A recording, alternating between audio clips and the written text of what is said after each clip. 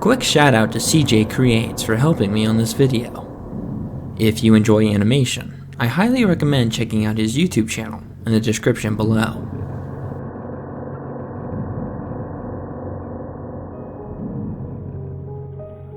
I remember when I was 13, I was obsessed with Indiana Jones. I was obsessed with the concept of adventure and finding hidden treasure. In order to fill that need, I would go in my backyard and explore the woods. The woods went on what felt like forever. It was always one of my goals as a child to explore all the way through the woods and into the next town. The next town over was named Jonesboro, and it happened to be about 7 miles away. I hiked what felt like an uneventful couple of hours, much deeper than I'd ever been before. Being so young at the time, I'd yet to notice that it was getting later in the day. It wasn't getting darker, so it didn't faze me. I soon came across something that struck me as odd. I could see through the trees a good distance away what appeared to be a barn out in the middle of the woods. My brain tingled with adventure as I saw other buildings appear the closer I walked. The red barn stuck out like a sore thumb out in the middle of the dark woods. The other small structures were painted different colors and were different shapes. It looked like an old town, however it was scaled down to the size for children. I could tell from a distance that there were people there, however. I somehow knew that this wasn't Jonesboro. Maybe there was some smaller town in between the town I was living in and Jonesboro. However, why would it be out in the middle of the woods?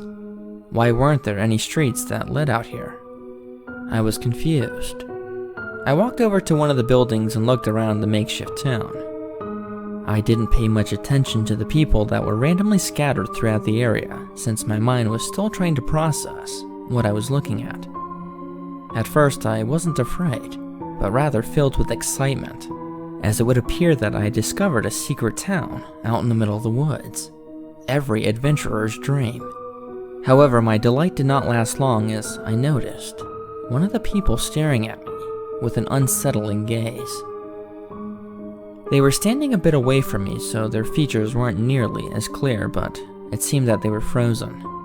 The person staring continued to look at me, but didn't move. I wasn't sure what to do, but like any good explorer, I came in closer to see what was going on. The buildings were about a dozen or so, and they all seemed to be in various stages of age.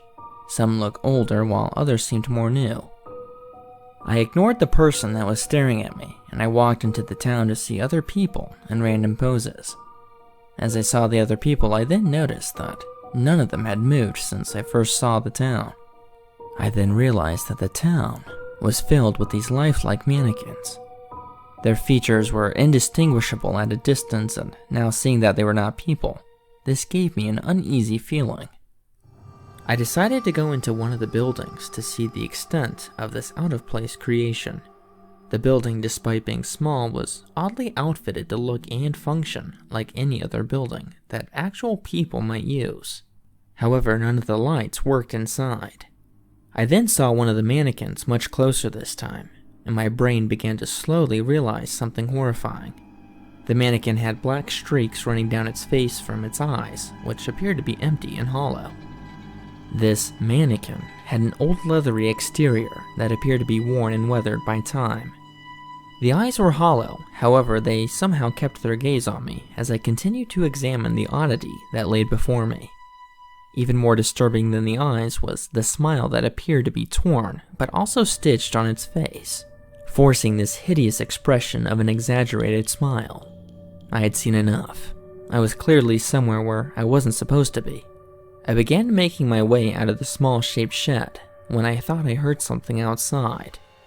If it was anyone who had anything to do with these creepy lifelike mannequins, then I wanted nothing to do with them. I decided that it would be best to hide and hope that whoever it was would pass. I stood quietly as the sound got louder, and I could hear what sounded like someone dragging something heavy. I peeked outside, ever so briefly to see what would be out there. But my quick peek quickly became long as I saw what looked like a pale creature dragging a person. The creature was long despite crawling on all fours. I didn't get a great look at its face, but I could see that it had a full mouth of sharp teeth. with the same exaggerated smile as the mannequins. The person lay lifeless as a tall humanoid-like creature continued to drag them inside of one of the small buildings. It finally dawned on me that these mannequins were not these incredibly detailed dolls, but rather people that had been stuffed and placed around this makeshift town.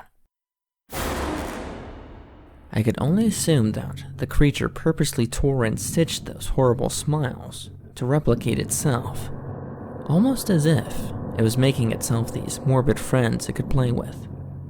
I reached into my back pocket and pulled out my glow-in-the-dark handled butterfly knife that was more for show than anything. I opened it and held it, pointing the tip downwards as I tried to slowly move out of the small building. I noticed the floors creaked much louder now that I was trying to be quiet.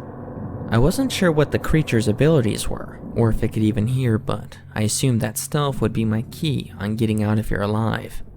It was soon clear that hearing was something it could definitely do.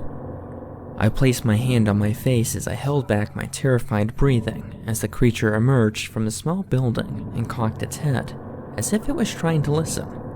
It stood upright, revealing its true height to be around 8 feet tall. The sun was getting much lower now, and the visibility was getting worse by the minute. The longer I was out here, the worse things were going to get. The creature then went back on all fours and started to inspect each building. I had no choice but to make a break for it, as it entered one of the furthest buildings away. Instead of sprinting full blast, I tiptoed out of the building and headed back the way I thought I came. I instantly knew that this was a mistake. I could hear the creature thrash around the furthest building. I sprinted through the woods in the direction I could only wish to be home. The sounds of the creature were still back at the small town, as if it was trying to figure out which way I went. It didn't take long for it to figure out where I was, as I could clearly hear labored breathing not too far behind me. At this point, I had regretted going so far into the woods, especially so late in the day. The sun at this point was now setting, but there was still a little bit of a dull glow in the distance. I was hitting low-hanging tree limbs and branches, trying my best not to trip on anything. I knew that if I had fallen, I was definitely dead. The sounds behind me were so loud that I knew it could definitely see me. I didn't glance backwards, not even once. It seemed to be screeching now, not because it was afraid or angry, but I think it was more out of excitement. The next thing I know, I'd been tackled to the ground. The tackle had knocked the wind out of me and also knocked my knife out of my hand. The creature's screeching began to sound different, as if it had suddenly caused itself great pain. I laid on the ground trying to get my breath back, as I could see my glowing butterfly knife had inadvertently made its way into the creature's ribcage. The screeching slowly morphed into sobbing and whimpering. It flailed around as I finally regained my breath. I got up and staggered my way home as the creature's sobs slowly faded behind me. I made it back home in about an hour, having jogged the whole time. I was exhausted and sore from running and the tackle. I told my parents immediately what I saw, and thankfully, they actually believed me. We called the police and made a report. They weren't able to come out until the next day. The police showed up early the next morning, and I told them where it was in the woods. They asked me to guide it to them, and I somehow mustered the courage to do it. The hike was longer the second time, and I was half expecting the small town to have disappeared, but sure enough, it was still there. The human dolls were still placed across the town, and it didn't take long for the police to identify most of them as missing people in the last 6 months. Even having shown the police the small town and all the dead people, they still found the part about the creature to be difficult to believe. I don't really care if they believe me or not. I told the truth, and there was not much more I could really do. The hike back with the police was relieving. I knew I wasn't crazy, and people actually believed me.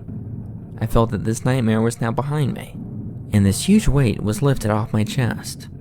That was until, however, when we got back to my backyard. As we exited the tree line, something caught my eye.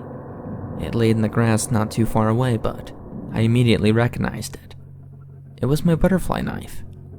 Not only did the creature follow me, but it knew where I lived.